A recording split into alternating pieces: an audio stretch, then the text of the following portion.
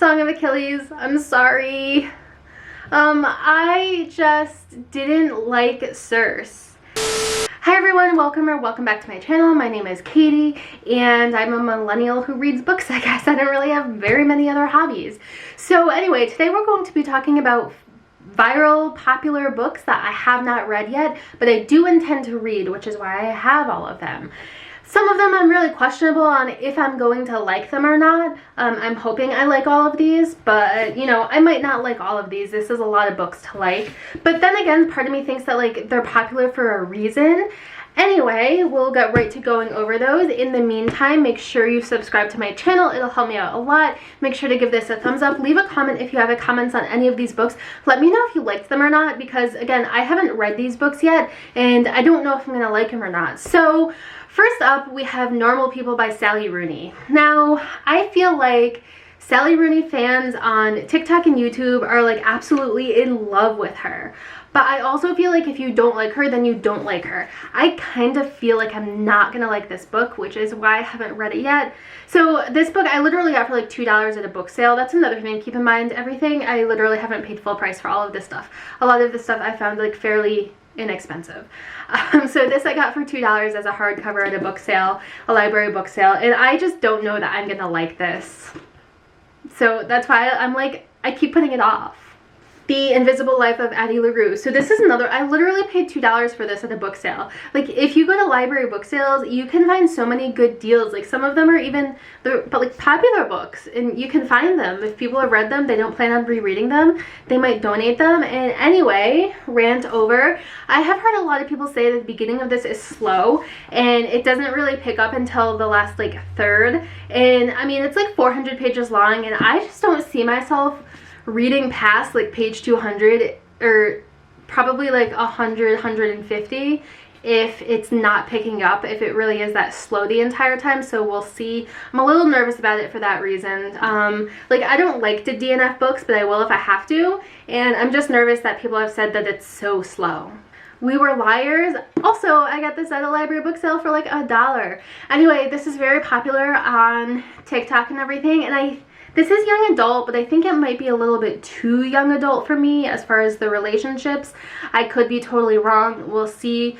The good thing for me about young adult books is I can usually read them like really quickly. Like I can read this whole book in like, I don't know, how many pages is this? Why are there not page numbers? Okay, so it's like less than 300 pages. I can literally read this book in like less than 3 hours probably. So at least if I don't like it, it's not like there's a lot of time that I've invested. But I think it might just be a little bit too immature is what I'm expecting, but we'll see. Shadow and Bone.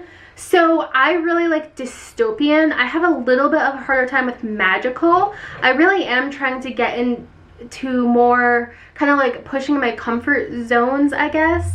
I mean, I did like the Harry Potter books and I just read those like 3 years ago, so I was very much an adult when I read them, and I only read them because some of my coworkers were super into them and constantly making Harry Potter references, and so I just finally picked up the books and read them. So as far as magic goes, like I did like that book. I guess I don't know, for some dystopian books, like I can kind of suspend disbelief in that. Some of them you don't even really have to suspend disbelief because it's like not that far out of reality, but for magic you have to suspend disbelief a lot more. So we'll see. I mean, people tend to really like her and the author Leigh Bardugo and her books, and she's written so many books, so that's good news. If I do like this, then that means I have so many other books of hers that I can read, and apparently I'll be able to watch a Netflix series on this too.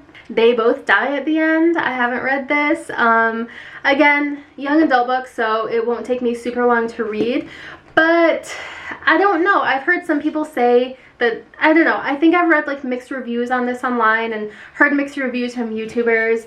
I mean, it is like a little dystopian in the whole setup, so I think I'm very interested in that. I don't know that I'm as interested, I don't know, I think I prefer plots over characters, and I think this might be more character driven.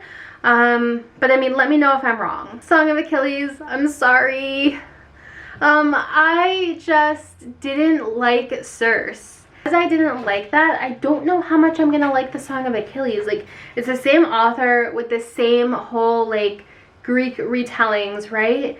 And I'm not a huge fan of Greek mythology, but a lot of books lately are coming out that are essentially like retellings of Greek mythology. So apparently a lot of people are fans of Greek mythology, which, you know, whatever, good for everyone else. So I'm just, I don't want it to be another book that I have to force myself to finish like I did for Circe. So I keep putting it off. I just dropped something.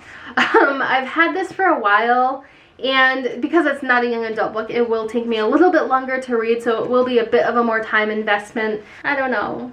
I'm nervous about this book. The Seven Husbands of Evelyn Hugo. This is so hyped that it makes me so nervous. So I think that I'm going to like it, but I think that I'm also going in with insanely high expectations, and that's kind of not fair to the book.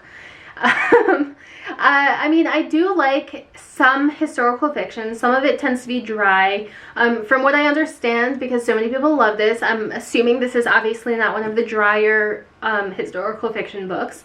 So I don't know. I think it's just because it's so hyped that I'm afraid I'm setting myself up for disappointment. Sadie, another young adult book on here. So this one is one that I go back and forth on. So initially I had almost picked this up like in the bookstore before it went viral online, and I didn't. And then it went viral online, and I was like, oh, maybe I should have picked up that book at the bookstore. So I did. And anyway, this looks, wow, it looks like it'll be really easy to read, actually. It looks like a lot of this like texting or something. Like there's so many different characters like having a say on one page. I don't know. So we'll see. I think it's just another one of those things that it got like so popular that it makes me have kind of high expectations for it. And I'm afraid that stuff doesn't live up to the expectations. And I feel like that might actually artificially lower people's ratings of the books when they expect it to be so good. You know what I mean? So I feel like in some ways that's not fair to the books, you know, or really to the authors. But hopefully I will like it. And again, as I'm flipping through it, it doesn't seem like a huge time investment. So, I don't know. I do hope to read all of these in 2020. I hope to read so many books in 2022, but we'll see. All right, so I've only got like 3 more. These Violent Delights, again, hyped. Again, I think this is like more magic than dystopian. And I do like Romeo and Juliet, and I understand it's like a loose retelling of Romeo and Juliet. But again, dystopian is more my thing than magic. However, so many people like this, and I got it on like a really, really good sale, so that's why I bought it.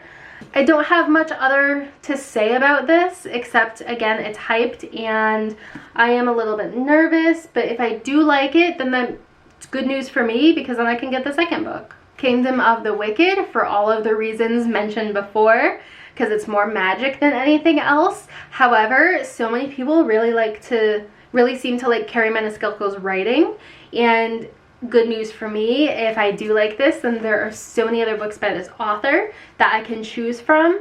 So hopefully this will be something that I like as well. And A Good Girl's Guide to Murder. I actually think I'll probably like this one.